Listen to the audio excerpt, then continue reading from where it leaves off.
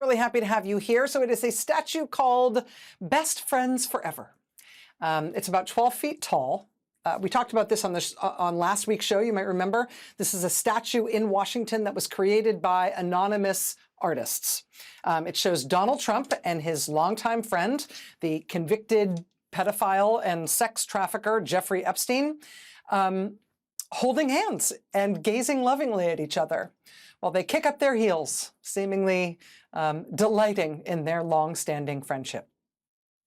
We reported last week here on the show that this statue had a permit to be put up on the National Mall in Washington, D.C., but despite that, Park Service personnel were sent out by someone to topple it over and take it down. And the officials who toppled it over and took it down, they pretty severely damaged it. They smashed in the Trump head part of it. They tore the hands apart so the Trump and Epstein figures wouldn't be holding hands anymore.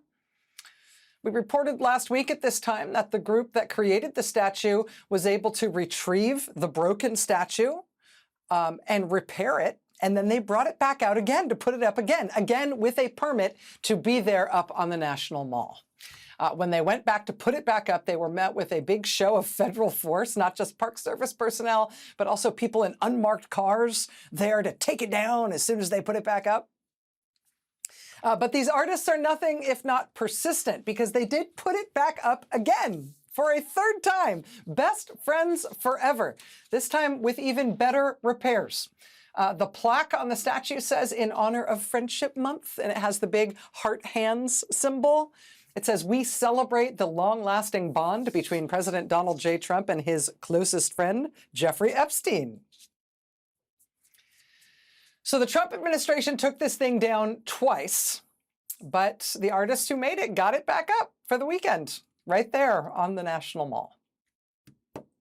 When President Trump went to Norfolk, Virginia this weekend to treat an audience of U.S. Navy sailors like they were paid attendees at one of his political rallies, this actually was one of the protests he had to pass by on the way to get there. People on this overpass on the way into Norfolk with a big sign that says, "End the GOP shutdown," in the center of your screen there. But look there on the right. Off to the right of that, a silhouette of the Trump and Jeffrey Epstein holding hands, kicking up their heels statue. God, that's got to drive him nuts, right?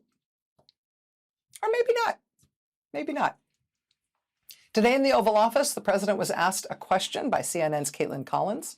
It was a question about Ghislaine Maxwell, Jeffrey Epstein's, for lack of a better term, partner in crime, the woman convicted of child sex trafficking with Jeffrey Epstein, who herself participated in molesting kids with him. Trump was asked about the Supreme Court decision today to uphold her federal conviction, to leave her in federal prison. President Trump responded to that question by saying that he planned to talk to DOJ about whether or not to give Ghislaine Maxwell a pardon. Seriously, reporter, why would she be a candidate for clemency, sir? President Trump, I don't know. I'd have to speak to the DOJ. I mean, I'll look at it. I have a lot of people who have asked me for pardons. I'll call him Puff Daddy. He has asked me for a pardon. Reporter, but she was convicted of child sex trafficking. Trump, yeah, I mean, I'm going to have to take a look at it. I'd have to ask DOJ. Yeah, I know the child sex trafficking thing, but this is a woman convicted of organizing the Jeffrey Epstein child sex trafficking ring and of participating in the sexual abuse of children with Jeffrey Epstein. Again, the president's longtime friend.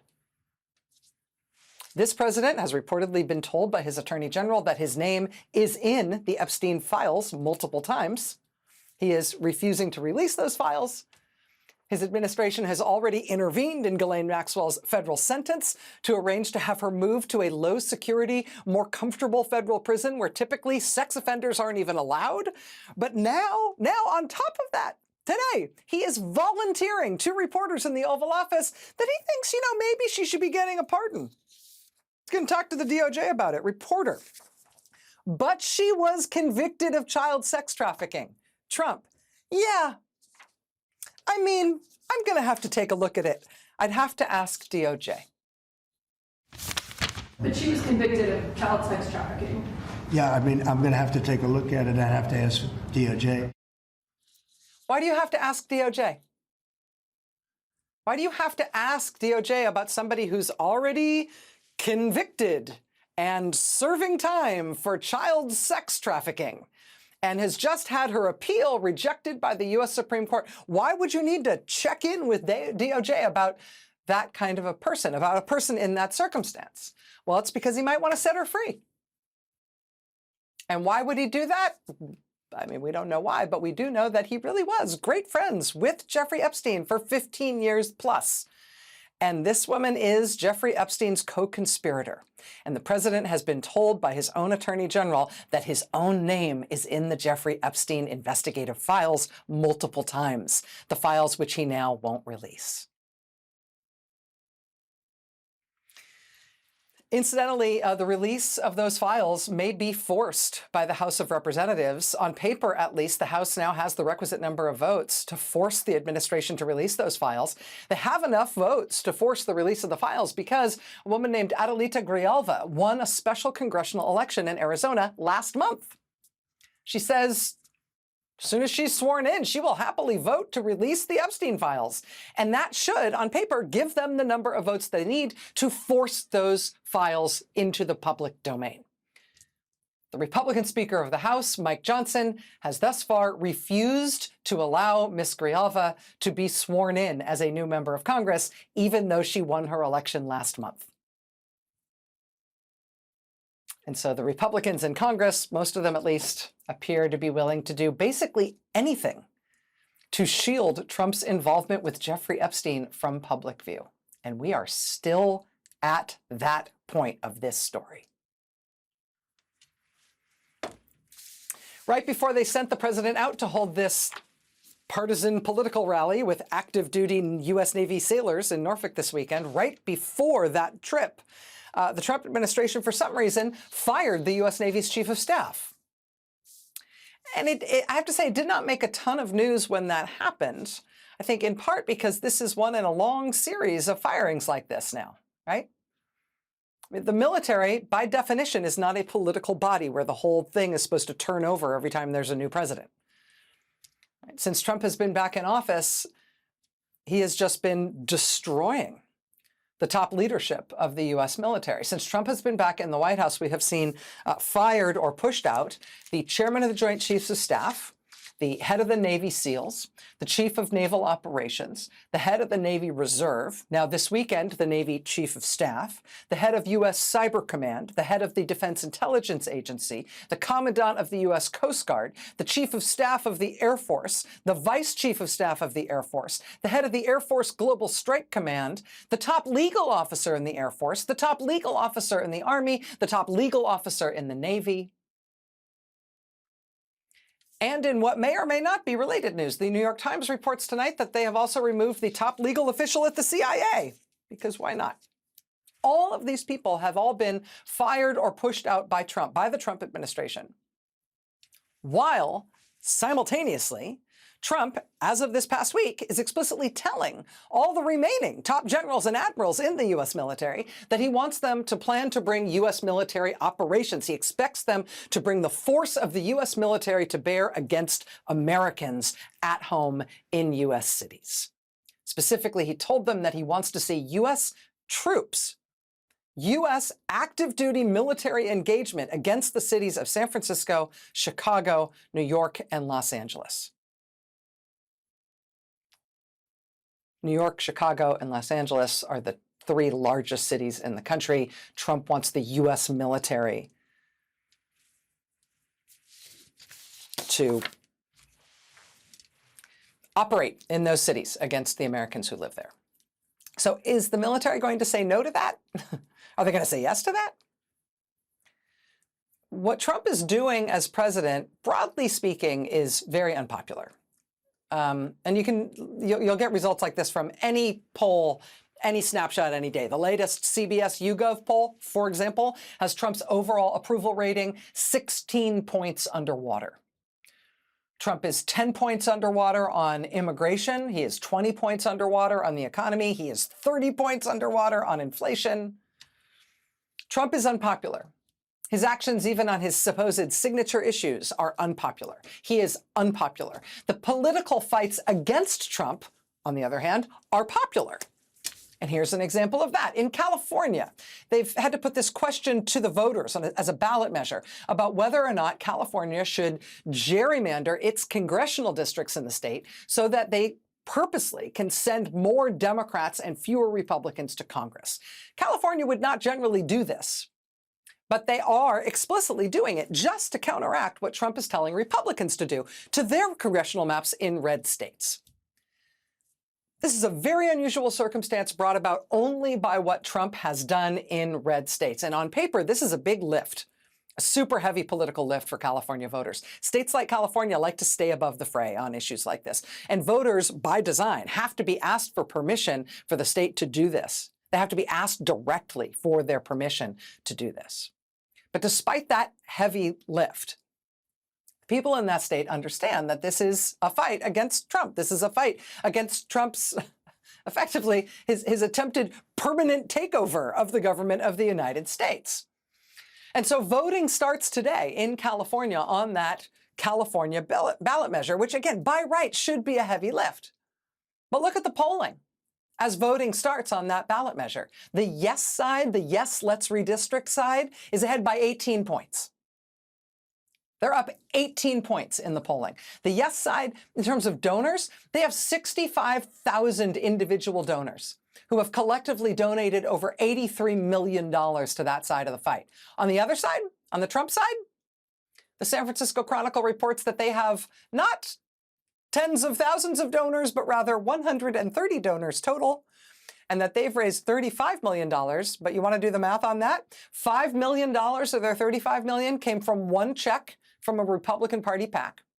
The other $30 million that they raised came from one check from one right-wing billionaire guy. So they had 100+ donors. I guess everybody else gave a few cents, enough to add up to a rounding error. Basically, they've got support from 2 checks and a handful of people. The anti-Trump side in California in the polling is ahead by 18 points, and they've raised their money from 65,000 people. The Trump side in the polling, they're down by 18 points, and their support appears to be basically just 2 checks. So this is what happens when you are pursuing very unpopular political ends, and you are doing so by very unpopular political means. And so Donald Trump is in a position where he really can't win politically, right? The people are saying no, they don't want it, they don't like what he's doing. So what do you do if you can't win politically? Well, let's use military force instead.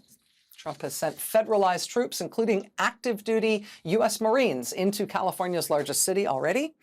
He's got National Guard troops in Los Angeles still.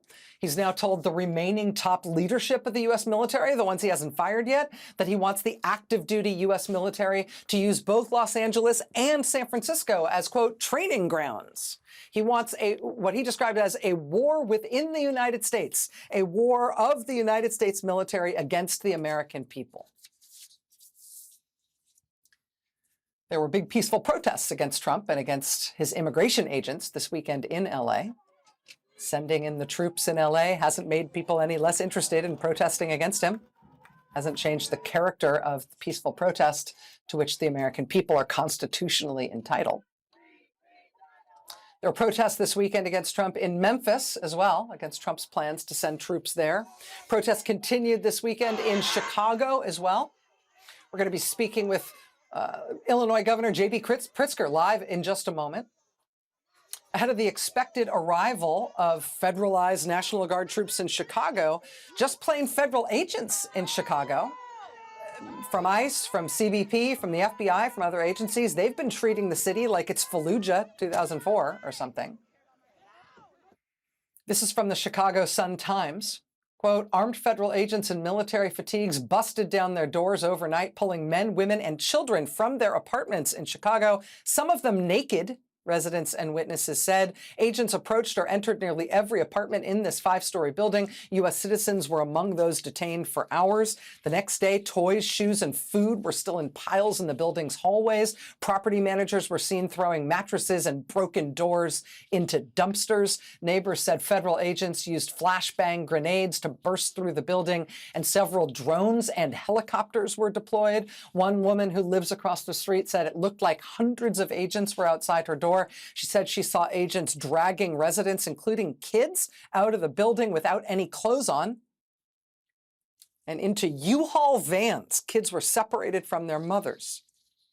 This is from the Associated Press. Agents used unmarked trucks and a helicopter to surround this 5-story apartment building in Chicago. News Nation, which was invited to observe the operation, reported that agents, quote, repelled from Black Hawk helicopters.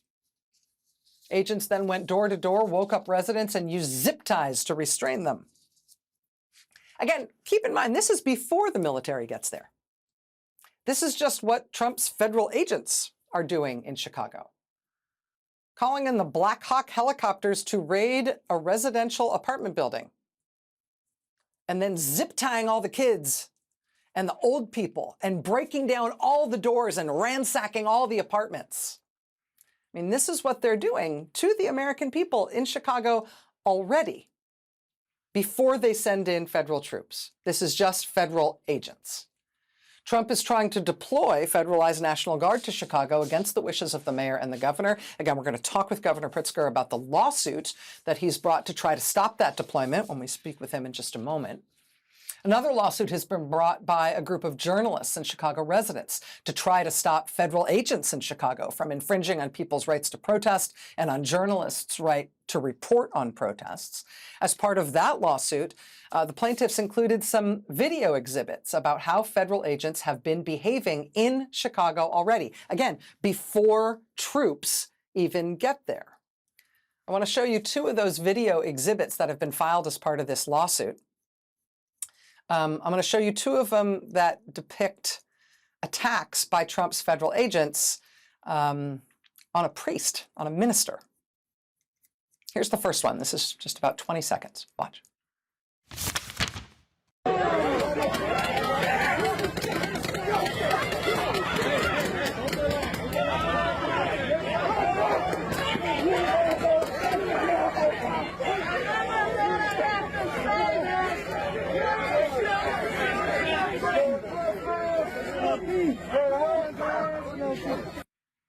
You see them spray the minister in the face with chemical spray of some kind. He falls to his knees.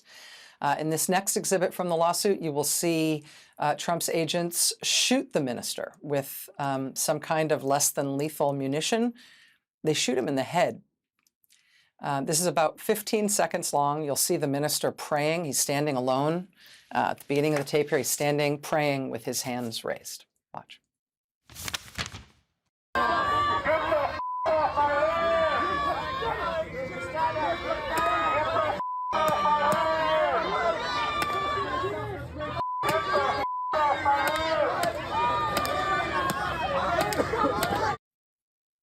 He's a priest. He's a Presbyterian minister.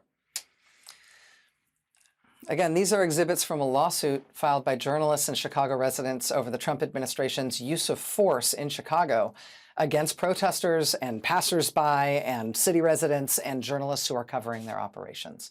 Meanwhile, the state of Illinois itself has also filed its own lawsuit asking a federal judge to block Trump from escalating the situation further by sending not just agents like these, but federalized National Guard troops to Chicago as well.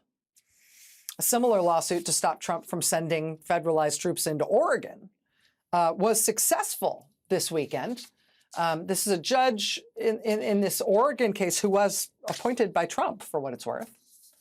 And she first blocked Trump from federalizing Oregon National Guard to send them into Portland under Trump's command. The judge said there was nothing in the conditions on the ground in Portland that would justify that kind of military force that Trump wanted to use those troops for. So she established a temporary restraining order prohibiting Trump from sending in the Oregon National Guard for that purpose.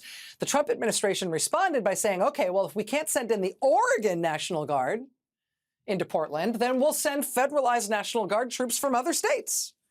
from California, since we already federalized them for the LA operation, and we'll send some Texas National Guard federalized troops as well. That same judge in an emergency hearing late last night told the Trump administration in no uncertain terms that they were obviously trying to defy her order, and they were not allowed to do that. And I say no uncertain terms. Now I will show you what I mean. The judge, Mr. Hamilton, let me ask you, how could bringing in federalized National Guard in California not be in direct contravention of the restraining order I issued yesterday? Trump administration lawyer, Mr. Hamilton. The restraining order issued yesterday, paragraph 1 of it, enjoined implementation of Secretary Hegseth's order to the Oregon National Guard. And this is the judge. Mr. Hamilton, you are an officer of the court. Aren't defendants simply circumventing my order, which relies on the conditions in Portland? Nothing has changed. There's nothing in my order that has changed. Trump administration lawyer. No, Your Honor. The judge. So why is this appropriate? Trump administration lawyer. Well, the reason is that the California National Guard were federalized under a different presidential memorandum. The judge, Mr. Hamilton, you are missing the point, because here it's the conditions on the ground in Oregon that were the basis for my finding that there was not a legal basis to bring federalized National Guard into Oregon. Is there any legal authority for federalizing National Guard for one purpose, that is to help California, and then to divert them to another purpose in a different state, where there's no showing that that is military help that is necessary to assist law enforcement or to protect law enforcement or the one federal building here for ICE? Trump administration lawyer. Well, the judge, is there any legal authority for what you are doing? Trump administration lawyer. Well, this section of the U.S. Code, section 12406, has not been utilized any time in history. So there are not many previous precedents from the use of this authority. But the judge, tell me, why do you think it has not been utilized? Trump administration lawyer, I can't speak to that. The judge, Mr. Hamilton. So again, if it were the case that you could federalize National Guard in one place and simply send them to a place where the president doesn't have authority to federalize the National Guard, then what would the purpose of this section of the U.S. Code be? You have to have a colorable claim that Oregon conditions require it, but you don't. We have already gone over that. So why is this appropriate? Trump administration lawyer. Well, again, no additional California guardsmen were federalized. They were instead relocated from California to the state of Oregon. And the judge, so are they federalized or are they not? Trump administration lawyer. They are federalized, but new guardsmen were not federalized. 200 already federalized California guardsmen were relocated to the state of Oregon. The judge. Let me ask you, Mr. Hamilton. You're an officer of the court. Do you believe that this is an appropriate way to deal with my order or an order that a judge issues that you disagree with? Or is the appropriate mechanism to appeal? Trump administration lawyer. Well, I'm not a policymaker, but the judge, you're a lawyer.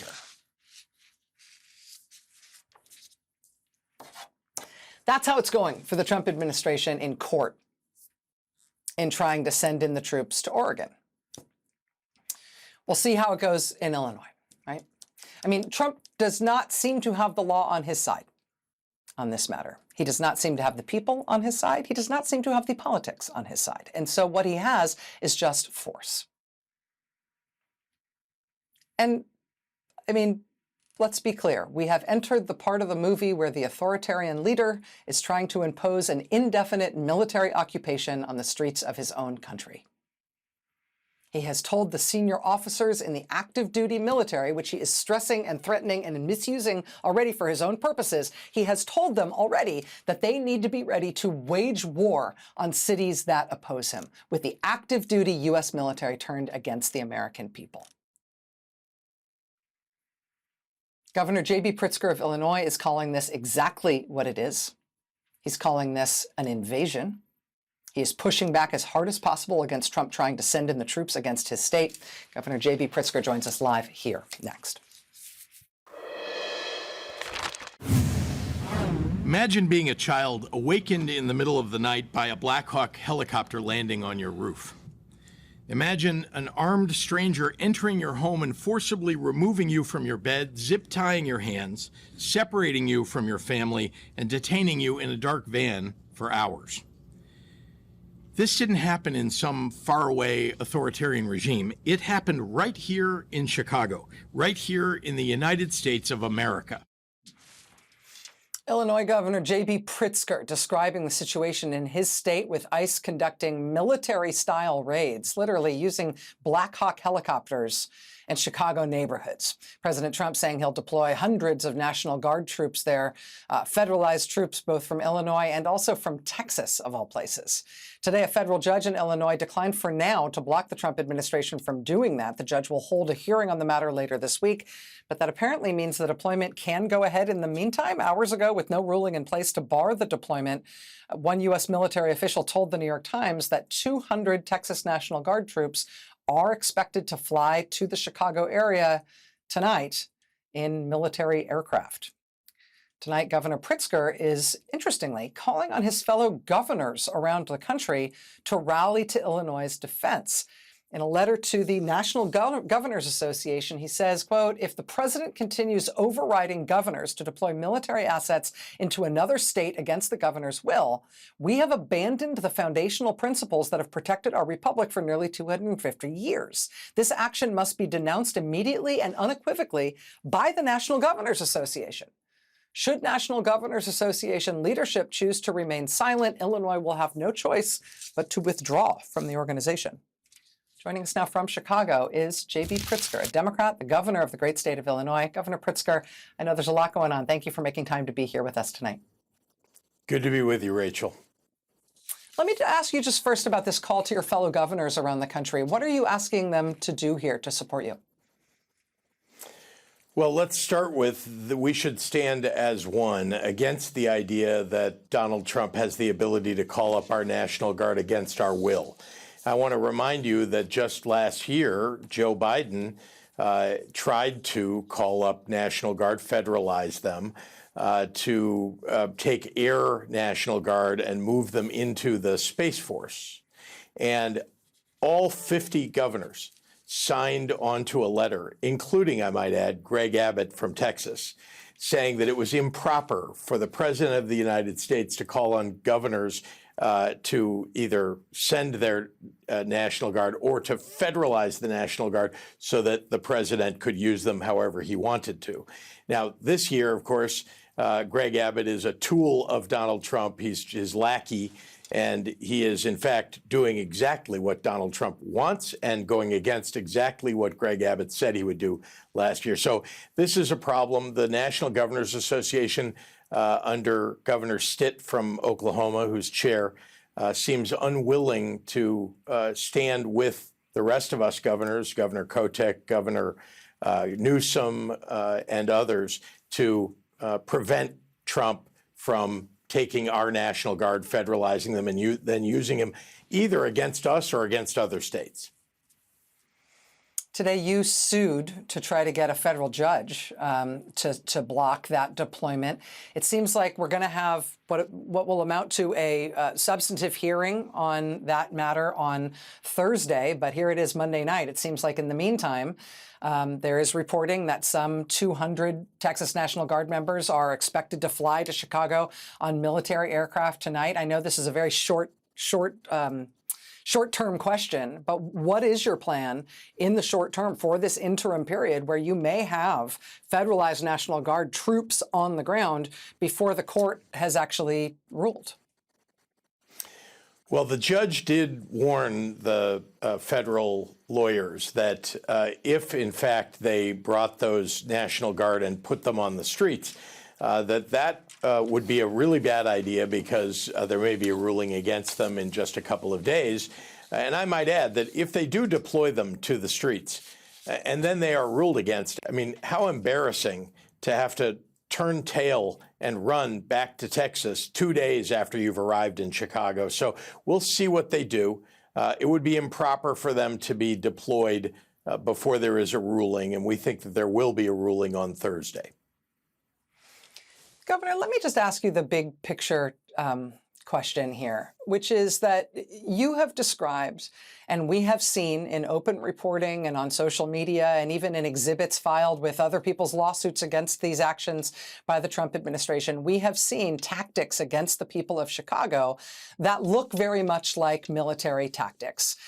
Using Black Hawk helicopters, the apartment building that they ransacked, broke down all the doors, took all of the residents out of, the way that they've behaved on the street, using military-style vehicles and weapons in the faces of people on the streets of Chicago. That's before troops get there. And now Trump is saying that he wants to escalate further and put actual troops there. What do you think the goal is here? What do you think the risk is here to the country? And how do you think this is going to end? Well, the broader goal, I believe, is the militarization of major American cities before the 2026 elections. Let me be clear about what's going on the streets of Chicago. They have dressed ICE and CBP in fatigues, put them in military gear, including with automatic weapons, and had them marching up and down major streets in downtown Chicago. It's a signal that they're trying to send that it's okay to have troops on your street, that this would be a welcome thing for people who live in Chicago. Nobody here welcomes it, by the way. I mean, literally, as they're walking down the street, people are yelling at them. But they think they can get people used to the idea. And next year, I fear that what they're going to do is deploy these folks eventually to polling places and say they're protecting the vote. Donald Trump knows that without shenanigans and without these breaches of the Constitution, that he's going to lose the Congress. And if he loses, he's going to immediately, in the aftermath of the election, do what he said he might do in 2020, which is use the military to confiscate the ballot boxes and count the votes, claiming that there's fraud. Remember, he's called up all 50 states' election data to the Department of Justice because they want to review all 50 states for fraud. And they won't tell you exactly what they're going to do, but I fear that these are all connected. And this militarization, even without National Guard or military troops on the ground, you're seeing ICE act like a militaristic organization. You're seeing CBP act like it. One more thing. CBP, I want to remind you, the Customs and Border Patrol, they're supposed to only operate within about 100 miles of a border. We're not anywhere near a border here in Chicago. So how can they operate here? Well, they're claiming that Lake Michigan, the shores of Lake Michigan in Chicago, those shores are the border of the United States. But Canada is an awful long way from here across Lake Michigan. So we know that they're using it again as a pretext. They want CBP here. Those are the folks that you saw in uniform marching up and down the streets. Greg Bovino, who led the effort in Los Angeles for the Customs and Border Patrol and ICE, is leading the effort here in Chicago. And you saw what happened in Los Angeles. They incited people, and they're doing that here in Chicago. We want them. I mean, if they're going to do that, they got to go. We honestly, they got to get the hell out of Chicago if that is their aim. But that is what Donald Trump, I believe, is trying to do, incite it so they can bring more troops in, invoke the Insurrection Act, and militarize Chicago and other major cities. Governor, if that's the stakes that we're talking about here, that's about somebody trying to hold power by force and ending democracy, thereby ending democracy. What should the scale of the response be? You've asked people to continue to protest peacefully, to make sure they film what these guys are doing. You're asking your fellow governors to join you on this. You've sued the government to try to get a federal judge on your side. Are there other things that the country can be doing to say no to this, given the existential stakes that you're talking about in terms of whether or not we remain the United States of America? Well, there are two things I would say. One is we have to rely on the courts, and you've seen in the cases in Oregon that even a Trump-appointed judge followed the law and followed the Constitution, and we have to rely on the courts to do the same here in Illinois. I would say there's another thing that we all are paying attention to, and that is making sure that we're electing people in 2026 who actually will follow the law and follow the Constitution in the United States Congress. We're only a few votes away from having a majority like that. And frankly, I think there are some Republicans who, yes, they are afraid of Donald Trump right now, but there are some who actually have a conscience. And I think that they're beginning to talk about breaking away from President Trump. Those things, I mean, whether we're going to win those Republicans over, maybe not, or we're going to win the elections in 2026, the courts and the Congress are going to be vital for us maintaining our democracy. Illinois Governor J.B. Pritzker joining us live tonight, right at the center of the storm. Sir, thank you for your time. I appreciate it. Thanks, Rachel. Much more ahead tonight. Stay with us. It's called Ice Block. It's an app for your phone. It works like this. If you see ICE agents operating somewhere, you can flag the sighting on a map in the app, and then anybody who also has the app can see what you have flagged. Basically works exactly the same way as the map apps that you use or the driving apps that you use that tell you when there's a speed camera ahead because some other user of the app has flagged that speed camera. The creator of Ice Block is a young man named Joshua Aaron. He says he built this app as a resource not for people who want to avoid traffic enforcement operations by police, but for people who want to avoid encountering ICE agents. In July, Trump Attorney General Pam Bondi went on Fox News and said the DOJ was, quote, looking at Mr. Aaron and, quote, he better watch out. This did not have the intended effect. Downloads of Ice Block skyrocketed, put the app at the top of the Apple App Store rankings. So last week, Pam Bondi tried a different tack. The Justice Department simply told Apple that they should take down the app out of the App Store, and Apple did it. We reached out to Apple for comment. Here's what they told us tonight. Quote, we created the App Store to be a safe and trusted place to discover apps. Based on information we've received from law enforcement about the safety risks associated with Ice Block, we have removed it and similar apps from the App Store. Yeah, you didn't remove all your own apps that use exactly the same technology to tell people about all other kinds of law enforcement activity. It's another split screen moment in American courage and cowardice, right? You've got normal people refusing to stop protesting against the Trump administration, being really creative and patriotic in the way they're doing it. People trying to protect their neighbors from the Trump administration. People refusing to back down even when the White House targets them. And then on the other side of the screen, you've got our nation's biggest and most powerful corporations that are repeatedly just folding when they don't have to. In this case, not just Apple, but also Google. Fresh off Google settling a dead-end, legally super dubious Trump lawsuit by giving Trump more than $24 million, Google now says it, too, has removed apps similar to Ice Block from its App Store. And Google says the Justice Department didn't even have to ask them. Didn't have to, apparently. They just did it in advance. Think you're going to keep them happy and they'll be nice to you? Think that's how this works? Yeah, you probably only have to hand over the lunch money once, right? Authoritarian regimes are predictable. We know what they're going to do. They try to appear all-powerful, but they are not. Almost all the time, you don't actually have to do what they want, especially when they don't have the law on their side.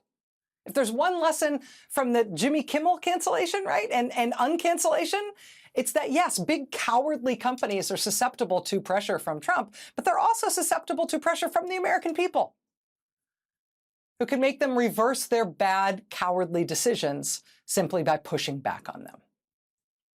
The creator of Ice Block joins us live here next.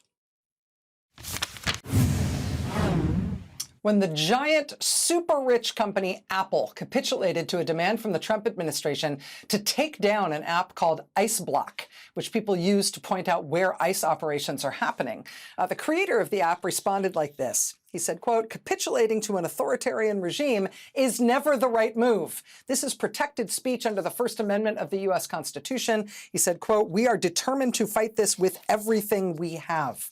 Joining us now is Joshua Aaron, creator of the Ice Block app, which has been taken down out of the Apple App Store. Mr. Aaron, thanks very much for being here. I appreciate your time.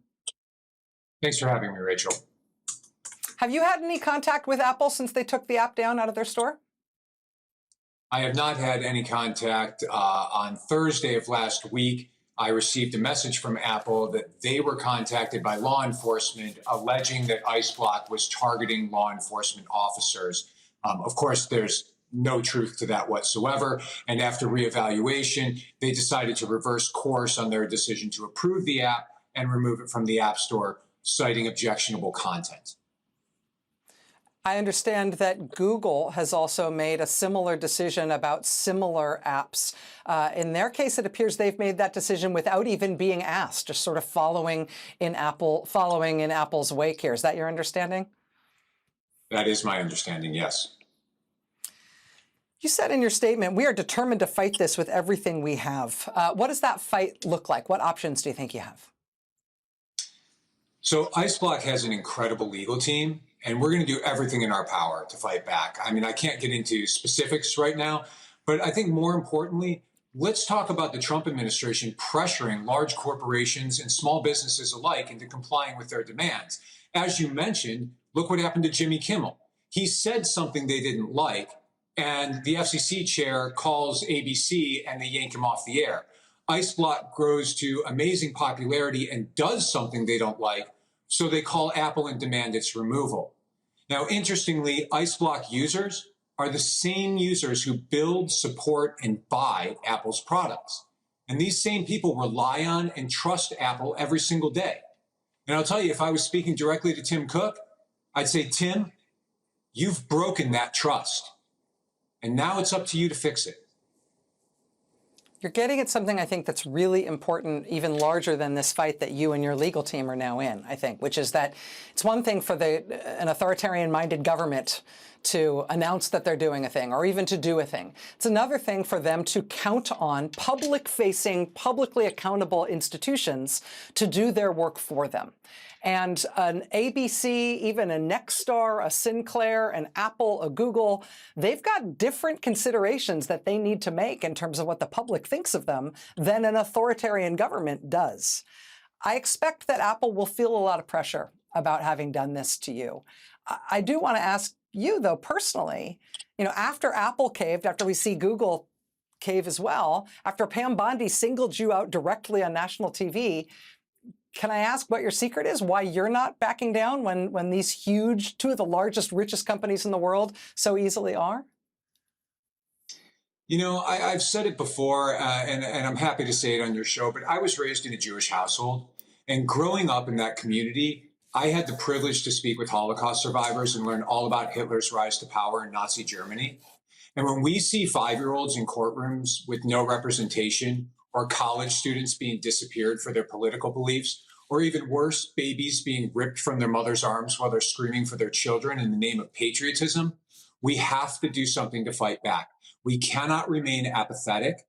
We must wake up to what's going on in this country before it's too late.